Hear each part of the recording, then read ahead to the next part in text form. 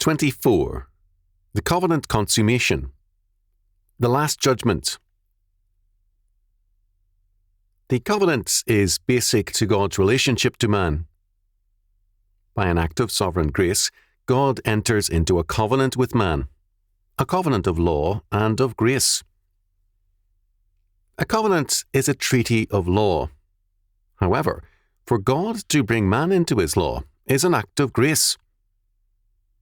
Grace brings us into a community of life with God, and the way of that covenant life is set forth in the law.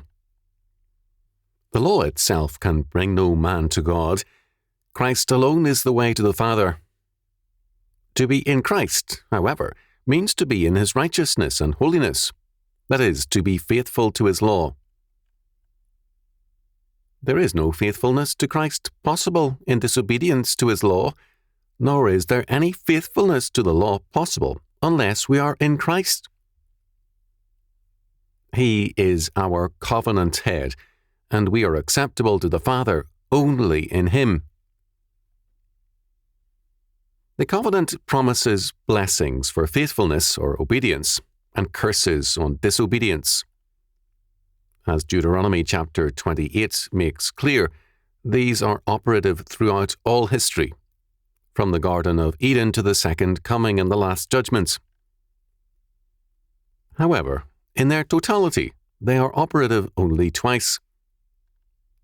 The first instance is the crucifixion and the resurrection.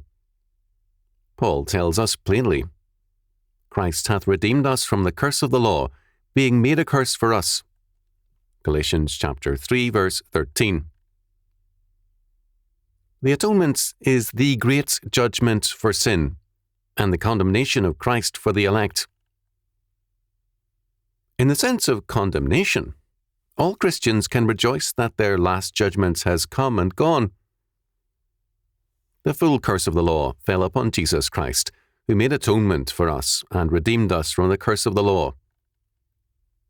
Peter says of Christ that he, in his own self, bare our sins in his own body on the tree, that we, being dead to sins, should live unto righteousness or justice, by whose stripes ye were healed.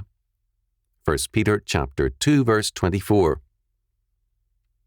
The cross is the death penalty upon the elect as sinners, and the resurrection is their own resurrection from the death of sin to the life of justice and holiness. Our sanctification is not perfected in this life, but judicially we stand before God the Father in his perfect righteousness and sanctification. At the same time, the cross sets forth the final judgment upon all sin, total separation from God, which is the great death.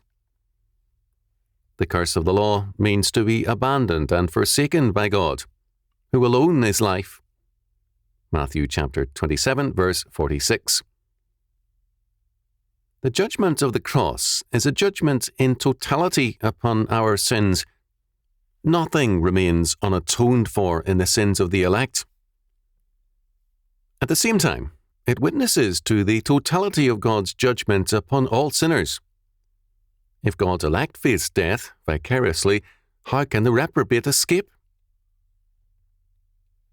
The second instance of a total judgment is the last judgment. Those who despise God's covenant, grace, and law see the end of all patience and feel the curse of the law. The covenant law exacts the full and perfect measure of justice. The curse of the law separates the covenant breakers forever from God and his covenant. The last judgment brings not only condemnation to the reprobate, but also blessings to the redeemed. At the end of the world, says our Lord, the Son of Man shall send forth his angels, and they shall gather out of his kingdom all things that offend, and them which do iniquity, and shall cast them into a furnace of fire. There shall be wailing and gnashing of teeth. Then shall the righteous shine forth as the sun in the kingdom of their Father. Who hath ears to hear, let him hear. Matthew chapter 13, verses 41 to 43. For the Son of Man shall come in the glory of his Father with his angels, and then he shall reward every man according to his works. Matthew chapter 16, verse 27. Here and elsewhere, our Lord not only speaks of the final judgment, but of himself as the judge. Moreover, his coming shall be to reward his people as well as to judge the reprobate. The principle of rewards is, every man according to his works. We are saved by God's sovereign grace, but we are rewarded according to works. To despise works is thus not only to despise God's law, but the plain words of our Lord. Paul makes clear that to walk by faith is to walk in the works of faith, that is, in obedience to God's law word. For we walk by faith, not by sight. Wherefore we labour, that, whether present or absent, we may be accepted of him. For we must all appear before the judgment seat of Christ, that every one may receive the things done in his body, according to that he hath done, whether it be good or bad. 2 Corinthians chapter 5, verse 7, and verses 9 and 10. At the point of death, there is an immediate personal judgment, whereby we are either in heaven or hell. To the thief on the cross, Jesus said, Verily I say unto thee, today thou shalt be with me in paradise. Luke chapter 23, verse 43. This judgment brings about a separation in terms of heaven or hell. The last judgment adds a reward to our salvation in terms of our works, or the fullness of the curse to the reprobate. The last judgment is a judgment not only upon individuals, but all history, the world as a whole, all of creation. The fallen angels are included in that judgment. For if God spared not the angels that sinned, but cast them down to hell, and delivered them into chains of darkness, to be reserved unto judgment, the Lord knoweth how to deliver the godly out of temptation, and to reserve the unjust unto the day of judgment to be punished. 2 Peter chapter 2, verses 4 and 9. And the angels which kept not their first estate, but left their own habitation, he hath reserved in everlasting chains under darkness unto the judgment of the great day. Jude, verse 6. We are thus told that, with their fall, the evil angels were already reserved unto both judgment and everlasting chains. At the same time, there is still a final judgment. This does not mean that the original, quote, reservation, end quote, to judgment was at all tentative or temporary. Rather, as 2 Peter chapter 2, verses 4 to 9 makes clear, all this is an, quote, ensample, end quote, in the Greek, upodeigma, something shown as an illustration or pattern. God tells us that we are to understand history in terms of God's dealing with these fallen angels. The world before the flood, Sodom and Gomorrah after it, and all evildoers in every age shall have in time God's judgment, and the fullness of it at the end. Moreover, just as Noah and Lot were delivered into the most difficult of situations, so too shall we be delivered, not only out of our oppressors' hands, but out of temptation. The last judgment is preceded by many judgments. At the same time, our Lord tells us how total the last judgment is. But I say unto you, that every idle word that men shall speak, they shall give account thereof in the day of judgment. Matthew chapter 12, verse 36.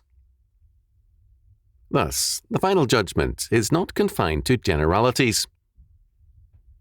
Every idle word shall be reckoned in the accounting, because the covenant law governs the total life of man, and covenant grace is despised by every idle word. The covenant is God's act of grace to all men. Hence, all men are judged by the covenant law, either in Christ or by Christ. To be judged in Christ is salvation. To be judged by Christ is condemnation. Paul also writes of the extent of the judgment, and he speaks of the day when God shall judge the secrets of men by Jesus Christ according to my gospel. Romans chapter 2, verse 16. For Paul, this judgment is essential to the gospel because it is a necessary step in the completion of the covenant law and its justice. For the Christian, this exposure must be seen as a welcome one. The truth about all of us will then be revealed, and we must avoid premature judgment. Therefore, judge nothing before the time until the Lord come, who both will bring to light the hidden things of darkness and will make manifest the counsels of the hearts. And then shall every man have praise of God. 1 Corinthians chapter 4, verse 5. For this reason, the Christian can never believe that what he thinks and does is hidden. For neither is there any creature that is not manifest in his sight, but all things are naked and opened unto the eyes of him with whom we have to do. Hebrews chapter 4, verse 13. According to Berkhoff, there will be different degrees, both of the blessings of heaven and of the punishments of hell. And these degrees will be determined by what is done in the flesh. Matthew chapter 11, verses 22 and 24, Luke chapter 12, verse 47 and verse 48, chapter 20, verse 47, Daniel chapter 12, verse 3, 2 Corinthians chapter 9, verse 6. We cannot press this point to a naturalistic and non-covenantal length by making allowances for the good pagan, as did Dante. The Last Judgment is a covenant fact. It is only governed by the covenant God and his law, not by humanistic considerations.